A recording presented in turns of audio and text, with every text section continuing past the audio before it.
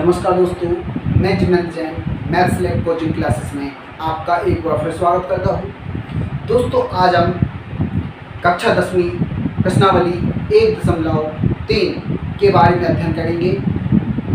प्रश्नावली 1.3 में हम पढ़ते हैं परिमेय संख्याएं और अपरिमेय संख्याएं। कक्षा 9वीं में हमने परिमेय संख्याओं के बारे में बहुत कुछ ज्ञान अर्जित किया था। उसी ज्ञान को आगे बढ़ाते हुए आज हम अपरिमेय संख्याओं के बारे में।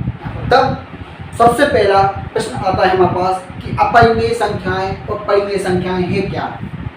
परिमेय व अपरिमेय संख्या। परिमेय संख्याएं वह संख्याएं हैं जिन्हें हम p/q के रूप में लिख सकते हैं और q का मान किसके बराबर नहीं होना चाहिए, 0 के बराबर। यहाँ पर यानी कि इसे हम लिख सकते हैं जैसे 5/3, 4/2, 3/4। इस प्रकार से जो संख्याएं होती है वो परिमेय संख्याएं कहलाती हैं। अपरिमेय संख्याएं, क्योंकि यहाँ पर परिमेय संख्या जैसे 5 में 3 का हम भाग दे सकते हैं, देंगे एक निश्चित वैल्यू को समानांतर बाद मिलेगी, ठीक। लेकिन अपरिमेय संख्याएं किन्हें कहते हैं? अपरिमेय संख्या वो संख्या कहलाती हैं जिनका अस्तित्व नहीं होता, जिनके बारे में हम कभी डिफाइन नहीं कर सकते, जिनके बारे में हम देखेंगे जैसे √2, इसकी वैल्यू कभी कैलकुलेट नहीं होती। पाई की वैल्यू कैलकुलेट नहीं होती है। इसकी हम मानते हैं 22/7 या 3.14 आगे बढ़ती है, यहाँ तक हम मान के चलते हैं। लेकिन पाई जो होती है वो क्या है, हमारी एक अपरिमेय संख्या है। √3 का वर्गमूल नहीं होता, √3 का वर्गमूल नहीं होगा। √4 का वर्गमूल होता है 2, इसलिए √4 अपरिमेय संख्या नहीं है। √5 का वर्गमूल नहीं होता है, इसलिए यह भी क्या है, अपरिमेय संख्या। इस प्रश्नावली का पहला सवाल है, सिद्ध करो कि √5 एक अपरिमेय संख्या है। अपरिमेय संख्या को हमें सिद्ध करना है कि √5 एक अपरिमेय संख्या है। हमें पता है कि होती है, लेकिन उसे सिद्ध करना है। उसे हमें लिख के कॉपी पर बताना है कि कैसे होती है। तो चलो आते ही करते हैं हम स्टार्ट। हम क्या करेंगे, यहाँ पर मान लेते हैं, माना √5 एक परिमेय संख्या है। परिमेय का ठीक अपोजिट क्या होता है, अपरिमेय। तब हमने यहाँ पर परिमेय संख्या थी, इसके लिए हमने क्या मान लिया, परिमेय संख्या है। अभी हमने मान के चल रहा है, माना गणित में मानने की भाषा चलती है, तो हमने क्या मान लिया, √5 कैसे के परिमेय संख्या है। जब परिमेय संख्या होगी तब √5 बराबर कैसा ले सकते हैं हम, a/b के रूप में, क्योंकि यह किसका रूप है, परिमेय संख्या का। p/q या a/b के रूप में हम इसे लिखना पड़ेगा।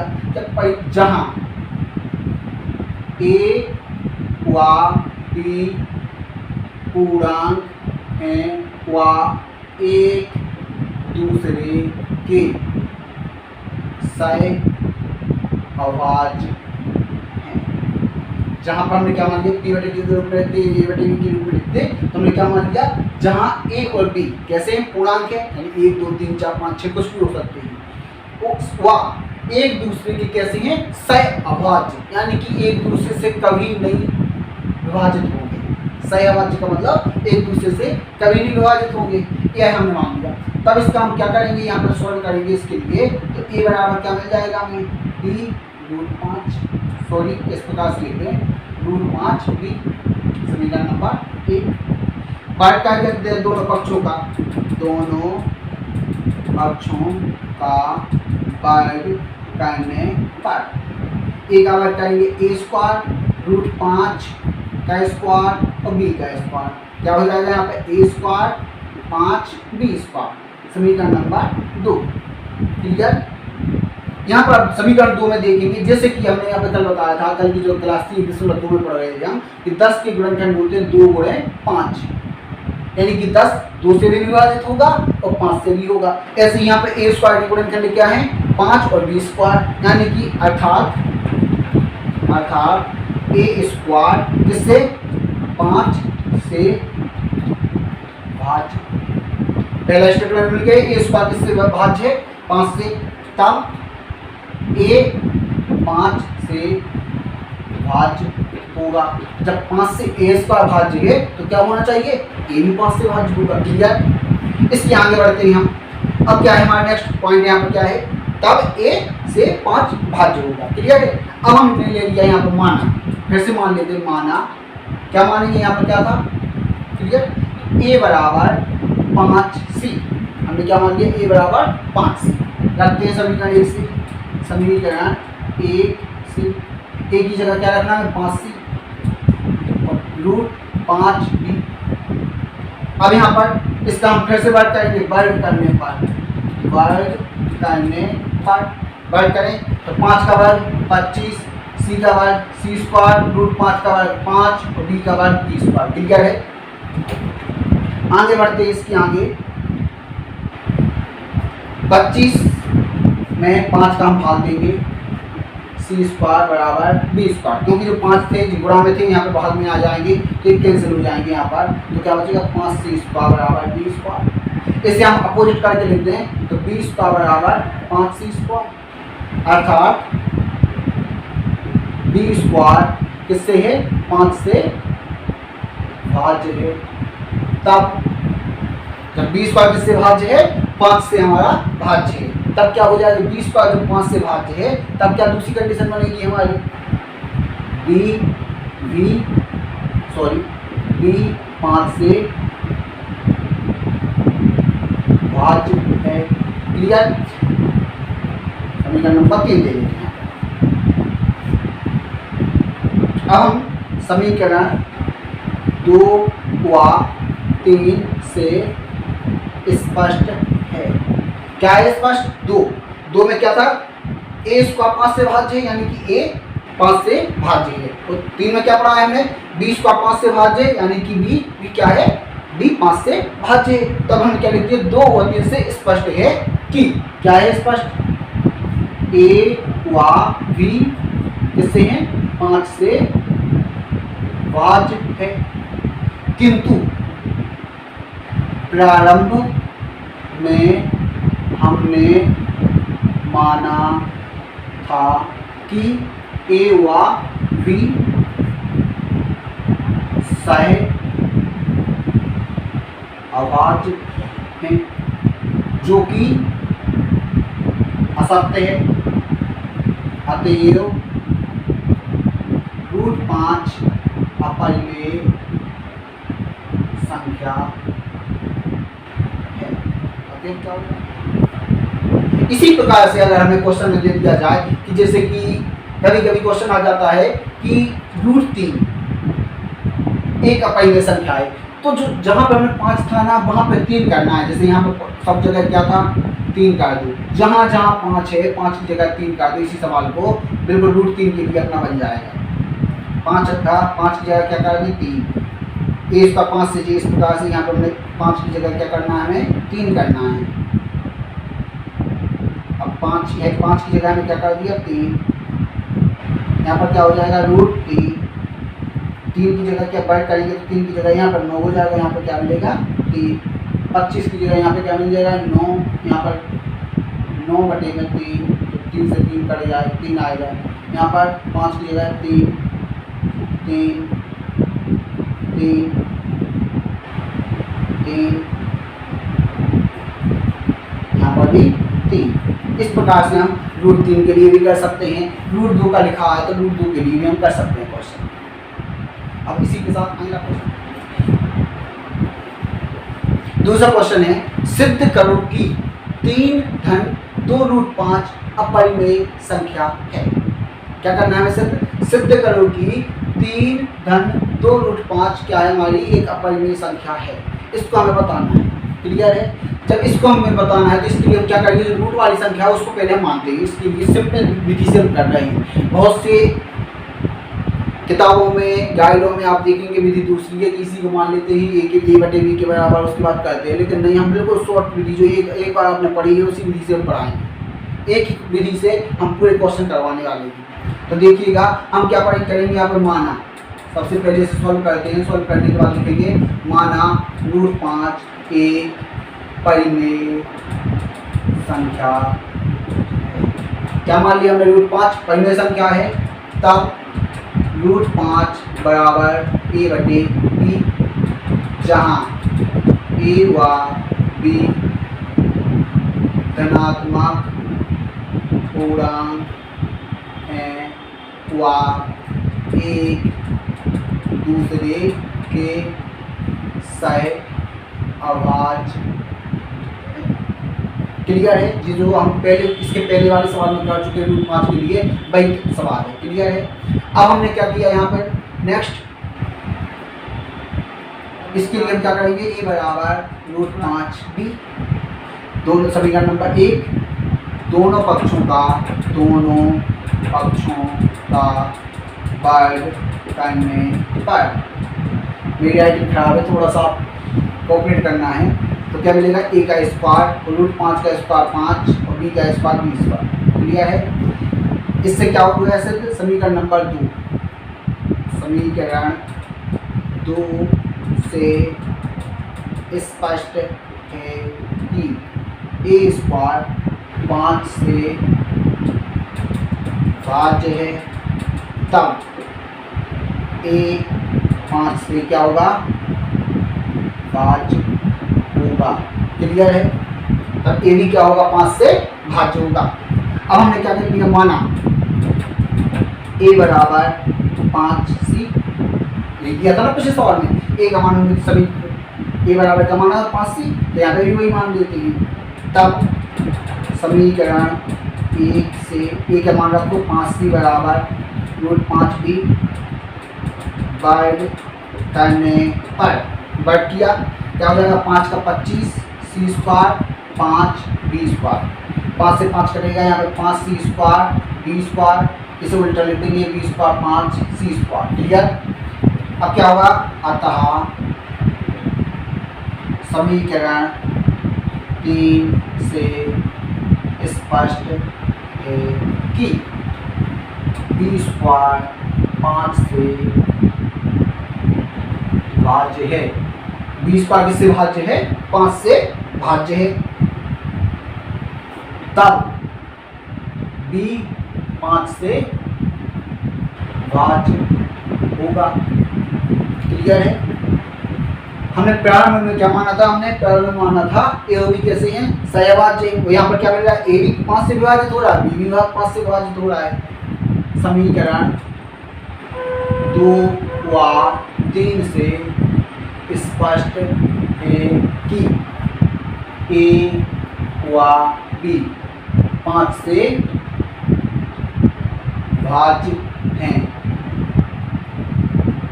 जो कि प्रारंभ में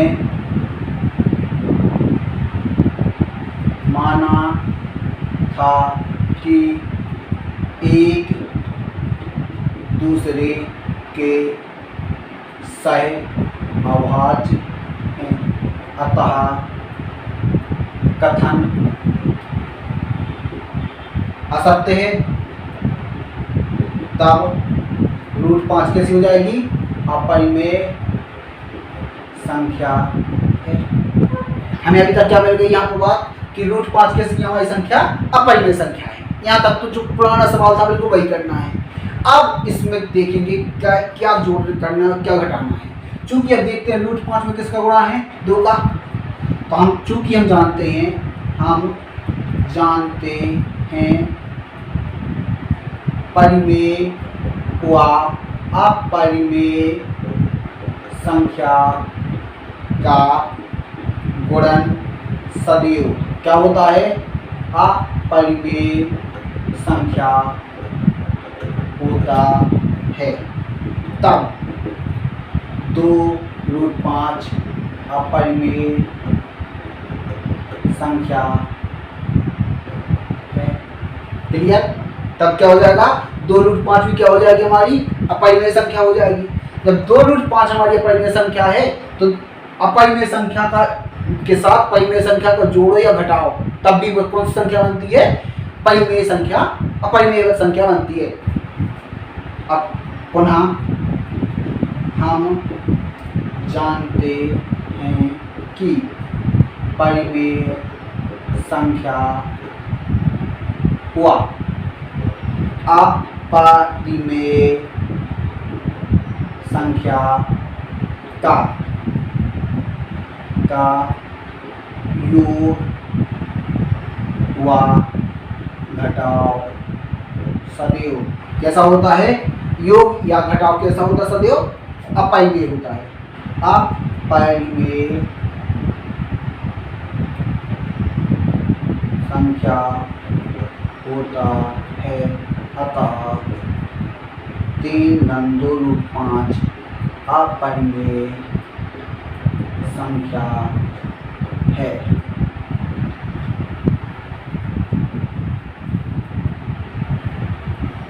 ठीक है दोस्तों, एक इसी प्रकार का एक और सवाल जो तीसरा सवाल में दिए गए हैं सवाल कि सिद्ध कीजिए कि निम्नलिखित संख्याएं अपरिमेय हैं। पहली संख्या 1/√2, इसमें हमें जहाँ 5 था इस पहले क्या करना है? √2 के लिए हमें अपरिमेय बताना है। फिर लिख देना है लास्ट में कि हम जानते हैं परिमेय और अपरिमेय संख्या होता है, इसलिए 1/√2 भी क्या हो जाएगी? हमारी अपरिमेय संख्या हो जाएगी। नेक्स्ट लिखा है यहाँ पर 7√5। 7√5 कर दें अगर इसी क्वेश्चन में तीसरा क्वेश्चन मान लेते हैं हम इसको कि सिद्ध करो कि 7√5 अपरिमेय संख्या है। तब हमें क्या करना है? ये पूरा जो स्टेप है, माना कि √5 एक अपरिमेय संख्या से लेके यहाँ तक की पूरी यहाँ तक की कंडीशन लेना है। भाज्य √5 कैसी हो जाएगी? हमारी अपरिमेय संख्या है। यहाँ तक की लिखना है। फिर लिखना है चूंकि 7 के साथ 5 √5 का गुणा है, तो हमें क्या लिखना है? हम जानते हैं परिमेय व अपरिमेय संख्या का गुणन सदैव कैसा होता है? अपरिमेय संख्या होता है। इसलिए तब क्या हो जाएगा? यहाँ पर 7√5 कैसी हो जाएगी? हमारी अपरिमेय संख्या। प्रश्नावली का एक अंतिम सवाल, तीसरे क्वेश्चन का लास्ट सवाल है तीसरा कि सिद्ध करो कि 6 + √2 एक अपरिमेय संख्या है। हमें बताना है कि 6 + √2, तो हमें पता ही है। इसके पहले हम अपने दिमाग में विचलित कर लेते हैं कि 6 परिमेय संख्या है, √2 अपरिमेय संख्या है। परिमेय व अपरिमेय संख्या का योग कैसा होता है? सदैव अपरिमेय होता है। लेकिन इसे हमें क्या करना है? सिद्ध करना है, कॉपी पर लिख कर बताना है। तो चलो करते हैं इसको। हमने पहले से ही उसी जो सवाल था उसको हमें सुधार करके थोड़ा सा सुधार करके कि फिर से क्यों लिखें, इसलिए मैंने उसी को किया है। तो हम समझा देते हैं यहाँ पर आपको एक बार। देखिएगा क्वेश्चन है हमारा इस प्रकार कि सिद्ध करो कि 6 + √2 अपरिमेय संख्या है। चलो करते हैं। माना कि √2 एक परिमेय संख्या है। क्लियर? माना कि √2 एक परिमेय संख्या है, तब √2 = a/b।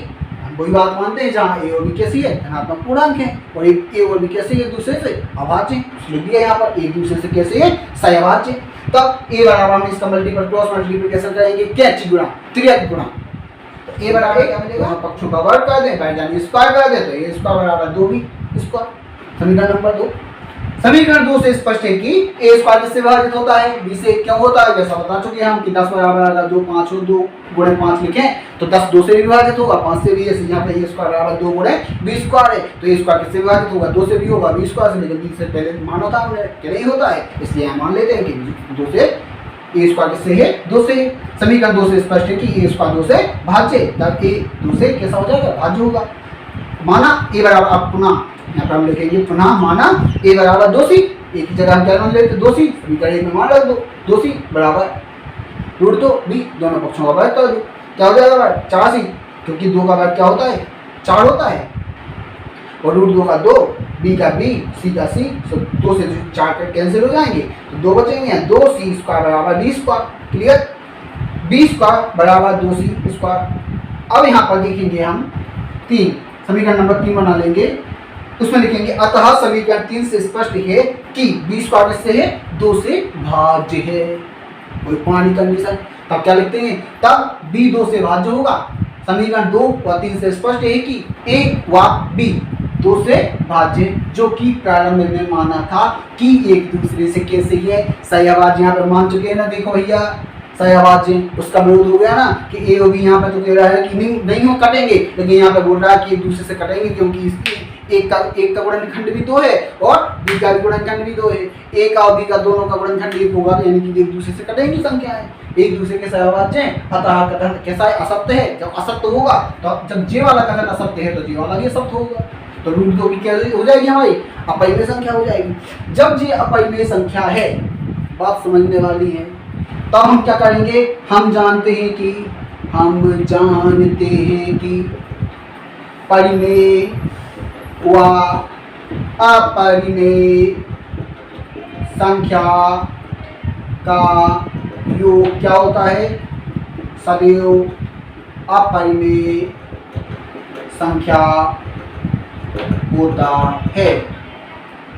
चूंकि 6 परिमेय है व √2 अपरिमेय संख्या है, तब 6 + √2 अपरिमेय संख्या होगी। क्लियर? उतारना है तो आप लोग उतार लीजिए। आपको समझ में आया हो तो हमारे इस चैनल को सब्सक्राइब करें, लाइक करें, शेयर करें। धन्यवाद दोस्तों। कल फिर मिलते हैं एक नई वीडियो प्रश्नावली 1.4 के साथ।